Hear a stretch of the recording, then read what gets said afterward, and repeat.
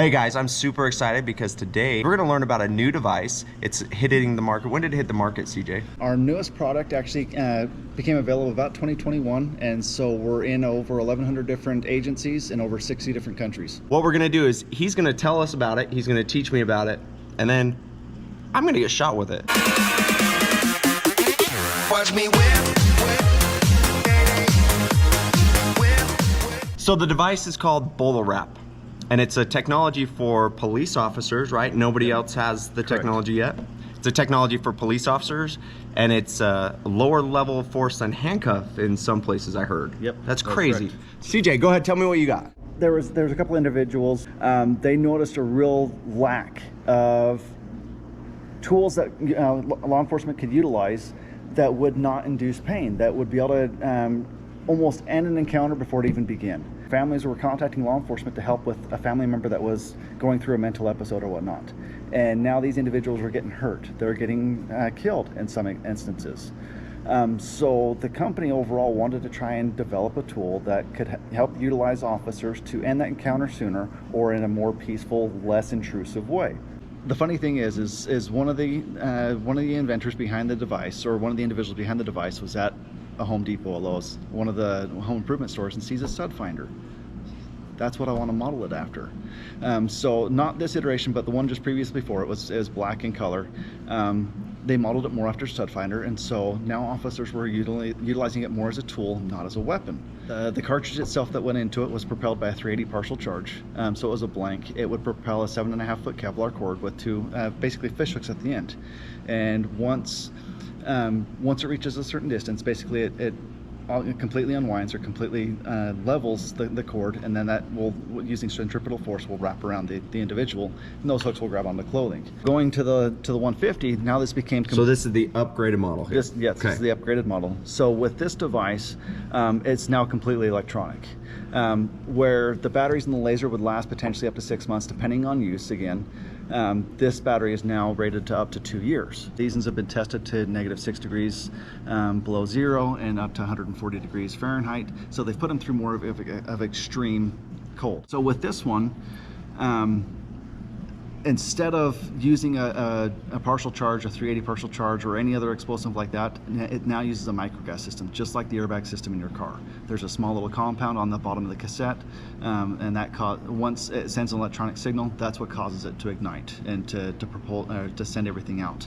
Once you activate the device or put the device in ready mode, now it's a dot system, much easier to see. And now has an LED light as well, which you can turn off or back on. Just like a taser. Just like a taser. You'll also notice up on top it has a LED light. So red indicates that there's a malfunction with the system. This one doesn't have a cassette. Enough of talking about it, let's see it. So what do we got here? Okay, so we've got a whole bunch of different training components that we utilize. So that's the length of the cord itself.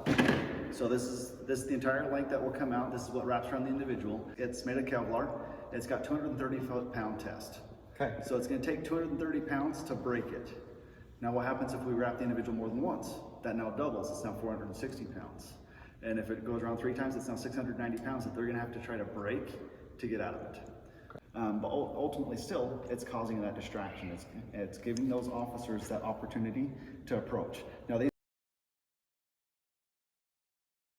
so you see where that little probe is, that's about the depth that the actual anchor or that hook is actually going into the skin. Not very much when you compare it to an actual taser probe, right? Here's the cartridge for one of the old ones. So it's aluminum, and then it's got everything inserted in. I don't think I brought the training ones. I may have them. That just shows it has a clear top, so you can see how it's staged inside. Then you can see the 380 partial charge there in the back. Yeah, it looks just like the back of any ammunition. So on the bottom of this is just where the firing pin comes out to connect.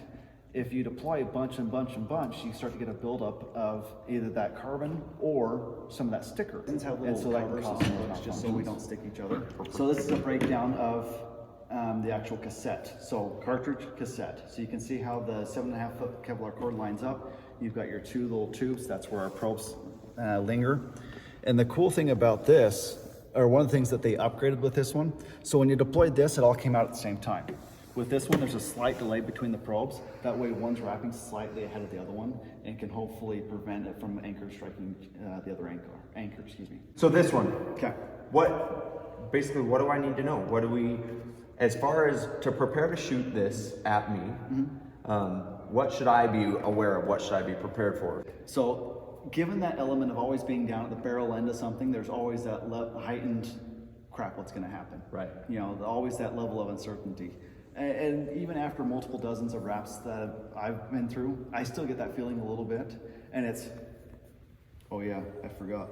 It's not that bad. You know, because I'm so used to like taser or, you know, whatever else, even pepper ball rounds. So on occasion, and a lot of it depends on where it hits. I've had it hit right behind my knee where it kind of gets that tendon a little bit. I'm like, oh, that hurts. And then as soon as it's cut, it's like, oh yeah, I'm just kind of being a little pansy. So it comes fast. Generally, it does not hurt. There's times, depending on where this hits, you'll feel where this hits, but that's it. It's not that heavy. No, it's not very heavy, but you will feel it. Or there's times that you will feel it impact where it's going. But I mean, for you guys that can't feel it, it's just not. I mean, it's got enough weight to bring this Kevlar around. I see that, but it's just not that heavy. There was a lot of testing that went into the actual weight, the actual length of the cord, just for it to work so well. All right, well, I'm ready. Let's shoot this thing. Okay. So right now we're about 15 feet, so we're within that range where we want to be. We're a little bit more than 10, but less than 25. Our wrap zones are elbows down to our hands if arms are down, and then mid-thighs down to our ankles. So like I mentioned before, we're just going to do a leg shot on this one. Once we're started off on the ground, we're just going to walk it up. Woo, yeah. So my heart just jumped a little bit when that light came at me. All right, is my backup officer ready? All right. Okay, so wrap.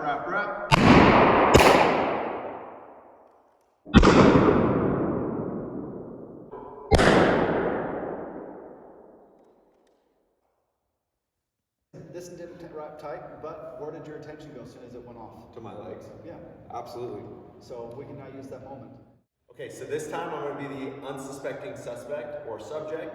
Maybe I'm having a mental health crisis, I'm arguing, and I'll be back with this. Wrap. I